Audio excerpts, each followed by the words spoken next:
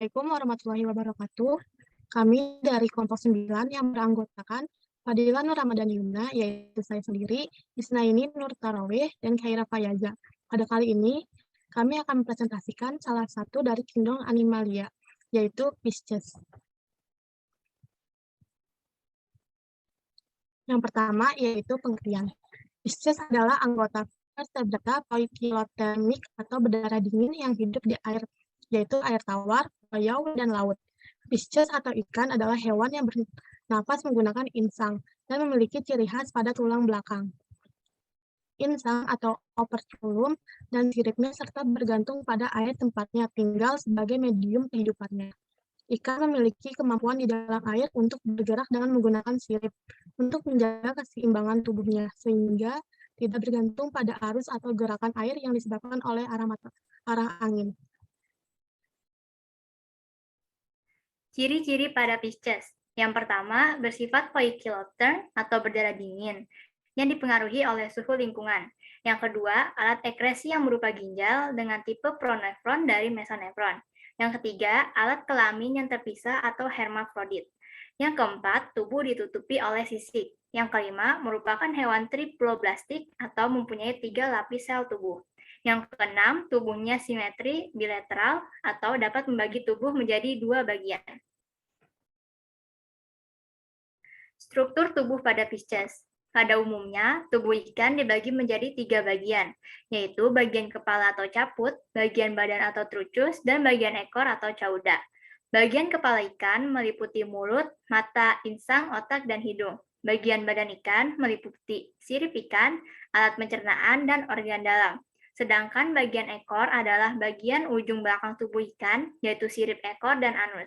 Dapat dilihat lebih jelasnya pada gambar di sampingnya. Pengelompokan pada Pisces. Yang pertama ada agnatha atau cyclostomata, atau yang biasa sering disebut ikan tak berahang. Hewan yang termasuk agnatha merupakan ikan primitif belum punya rahang.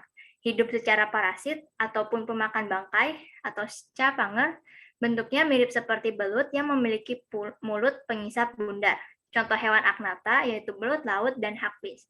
Yang kedua ada chondrichthyes, atau yang biasa disebut ikan bertulang rawan. Vertebrata kelas Chondrichthyes, hiu dan kerabatnya, disebutkan bertulang rawan karena memiliki endoskeleton yang relatif lentur, yang terbuat dari tulang rawan dan bukan dari tulang keras. Namun demikian, pada sebagian besar spesies, beberapa bagian kerangka diperkuat oleh butiran berkalsium.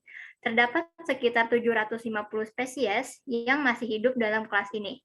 Rahang dan sirip berpasangan berkembang dengan baik pada ikan bertulang rawan. Subkelas yang paling besar dan paling beraneka ragam terdiri dari hiu dan ikan pari. 3. Osteichthyes atau ikan bertulang sejati.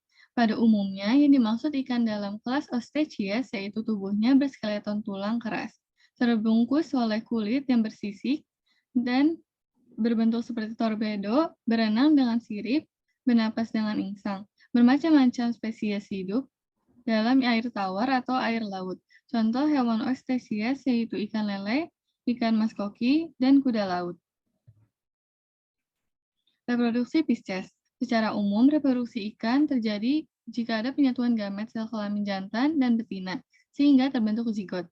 Zigot kemudian tumbuh dan berkembang menjadi embrio, yang berdiferensiasi menjadi makhluk hidup baru. Siklus reproduksi ikan bersifat tahunan, sehingga dapat dikatakan sebagai siklus yang teratur. Akan tetapi, ada juga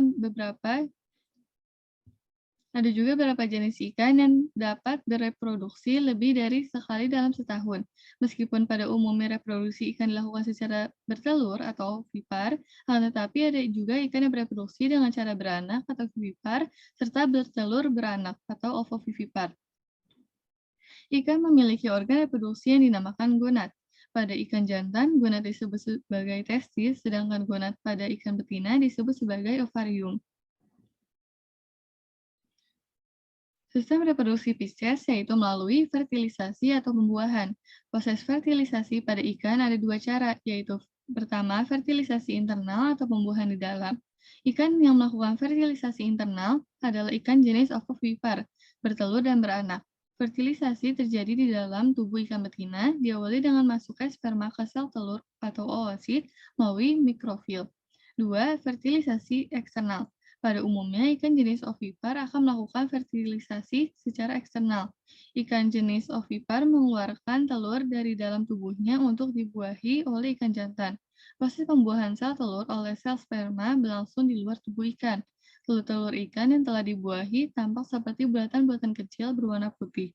Telur-telur ini akan menetas dalam waktu 24 sampai 40 jam.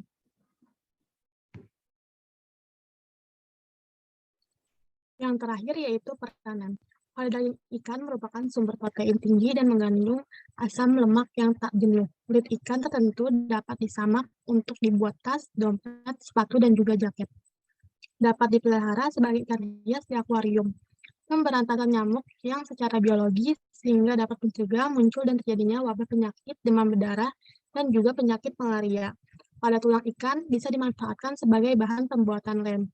Sisa ikan bisa dimanfaatkan dengan dibuat tepung untuk campuran makanan ternak atau dibuat pupuk tanaman. Jenis ikan yang ganas dapat menyerang dan juga membahayakan manusia, terutama bagi perenang. Misalnya, hiu, piranha, ikan macan di Afrika, salem karper, dan juga ikan kumis dari Afrika Selatan.